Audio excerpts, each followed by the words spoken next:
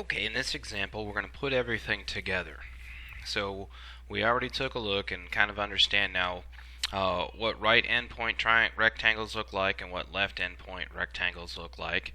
And we've learned that delta x is the width of each rectangle. And we learned in the last video how to actually find the left endpoint and the right endpoint. So we're going to put it all together in this problem here. So example 9 says use left and right endpoints and given number of rectangles to find the area of the region over the given interval. F of x equals 2x plus 5 from 0 to 2, and we're going to use 4 rectangles. Alright, so as we go through this, first step is always to find delta x. So remember, delta x is b minus a over n. A is 0 in our interval here, b is 2, so it's 2 minus 0. And then our number of rectangles is 4, so that's why it's divided by 4, and you reduce that fraction, and delta x equals 1/2. So I'm going to do the left and right endpoints here at the same time. So remember, the lowercase mi is the left endpoints, the uppercase mi is the right hand endpoints, and we're just kind of substitute in. So both of these, since our interval goes from 0 to 2, we will have 0 plus on both of them. The left endpoints, the format is I minus 1 times delta x. Delta x is 1/2. So it's 2 over 4 here.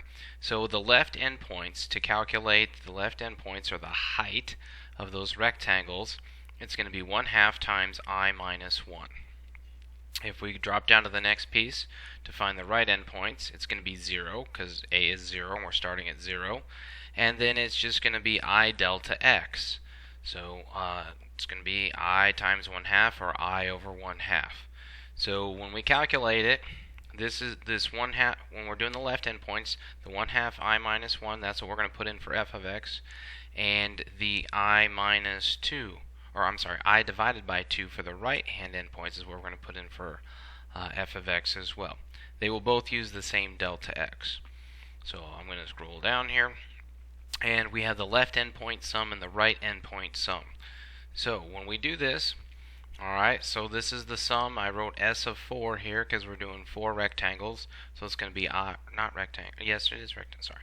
I equals 1 to 4 of f of 1/2 times I minus 1. That's the left endpoint we just calculated above, times delta x, which is the width of each rectangle. Now, notice it's f of something. So like when you had to find f of 2 before, you substituted 2 in for like x's in whatever equation. We're going to do the same thing here. So we have to find f of 1/2 times I minus 1. So we go back to the original equation. The original equation up here is 2x plus 5. So wherever there's an x, I have to put in 1/2 times I minus 1. So notice how the sum changed over here. It's 1 to 4, and then it's 2 times 1/2 times I minus 1. That's where we're replacing x with our left-hand endpoint plus 5. So notice the 2 and the 5 in that part are part of the original function of here, and we're substituting in that entire I function, or that entire left endpoint, in for the x value. Okay? Do not forget to multiply by the width over here. Sometimes we get lost doing the substitution into the function that we forget to leave the width on. The width is 1/2. Now this is just substitute this into your calculator, because you can write it all out by hand if you want to, but I would just put this sum in, making sure we're keeping track of parentheses. So put that in your calculator. Remember, you hit the math button and you go down to number 10 and you hit sum. Plug in, I would use x instead of I, and then it'll fill in for you, and you hit enter. Make sure you do this correctly, so I want you guys to all work through this one. Plug it in, make sure you get 13, because 13 is correct. If we do the right hand endpoints, okay, I have that as a capital S of 4. I is still going from 1 to 4 because we're doing 4 rectangles. And then it's going to be f of I over 2. Remember, I over 2 is what we calculated above to be the right-hand endpoint height of the rectangles. So everywhere there's an x now, we're going to substitute in I over 2. Not forgetting to multiply by delta x here, which is the width of the rectangles. So notice the original function was 2x plus 5. So now instead of 2x, we have 2 times I divided by 2 plus 5 times our width, which is 1/2. So we're substituting I over 2 in for x into the original function. So now I want you to put that in your calculator and make sure you get 15. 15 is the correct answer. Okay, so what's that telling us? If we use a left endpoint approximation, we're approximately going to get 13 units for the area under that curve.